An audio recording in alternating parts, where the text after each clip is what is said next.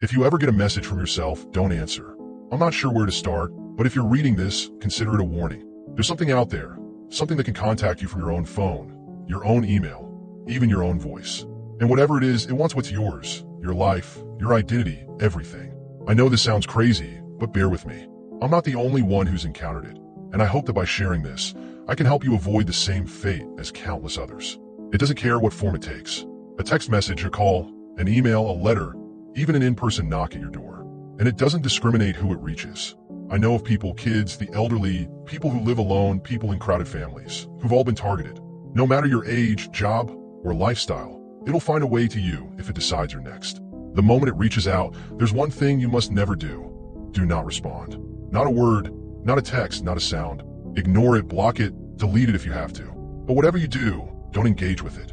Even a single hello is enough to trigger something far beyond your control. You might be wondering how I know all this. I wish I didn't. Years ago, I worked in a place that allowed me access to a world most people only dream of or have nightmares about. It was an underground facility funded by people who have more money and power than anyone should. These people weren't the kind who used their influence for good. They didn't care who they hurt or what they unleashed. And they had a fascination with things they shouldn't touch.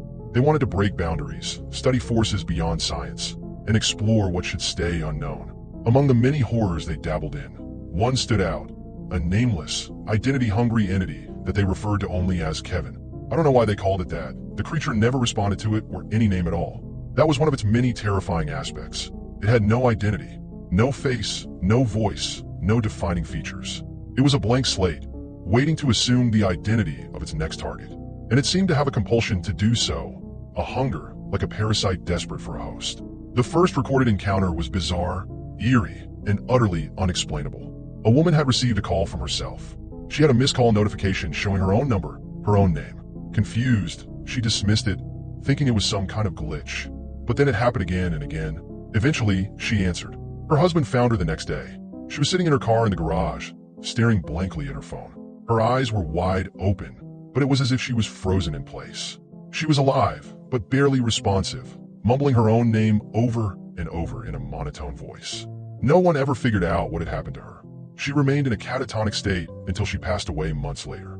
From then on, the entity seemed to grow more bold, more ambitious, reaching out to people from their own phones, emails, and even social media accounts.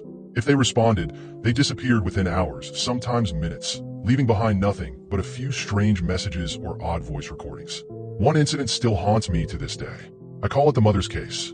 It was one of the only encounters where the entity was captured on video, thanks to a desperate measure taken by the tech team.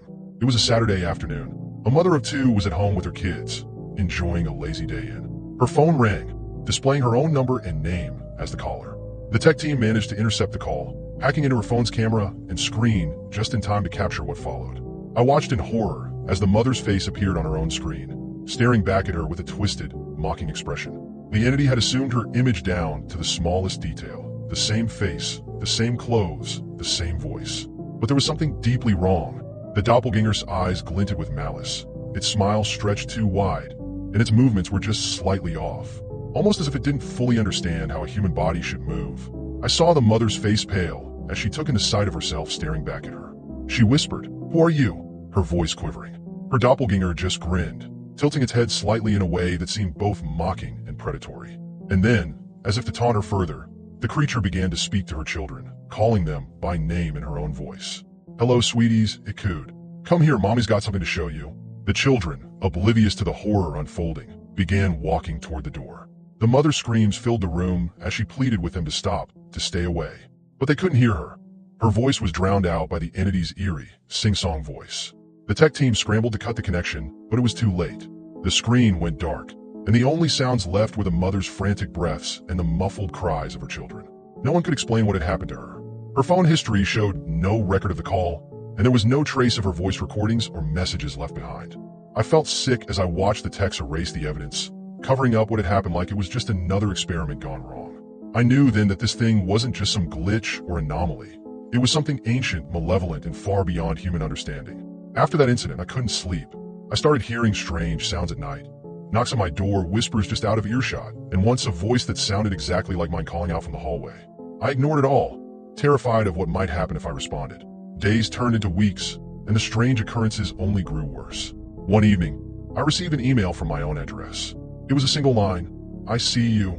I deleted it without replying, but the emails kept coming, each one more unsettling than the last. Some were blank, while others contained fragments of conversations I'd had in private, things no one else could possibly know. Then the text started, messages from my own number saying things like, "Don't you want to know who I am? And answer me, and I'll show you the truth." I blocked the number, but it was no use. The messages continued, popping up from unknown sources, from different social media accounts, even handwritten notes left on my doorstep. One night, I heard a knock at my door. This time, it was louder, more insistent. I glanced through the peephole and saw myself standing on the other side, staring back at me with cold, unblinking eyes. The sight was so disturbing, so unnatural, that I backed away, my heart pounding in my chest. The knocking continued, relentless, until finally, I gathered the courage to open the door. There was no one there, just an empty hallway, bathed in an eerie, flickering light. Since then, I've learned to ignore anything that seems even slightly off. If I get a message from myself, I delete it. If I hear my own voice, I stay silent. I've cut off contact with most of my friends and family, afraid that the entity might use them to reach me.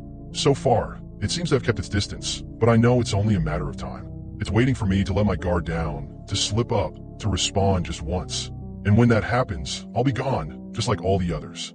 So please, if you ever get a message from yourself, if you ever hear your own voice or see your own face staring back at you, don't answer. Don't even acknowledge it. Just walk away, delete it, ignore it. Whatever it takes, do not engage. Because once it has your attention, once it knows you're aware of it, there's no going back. It will stop at nothing to take what's yours, to claim your life as its own. And once it has you, there's no escape.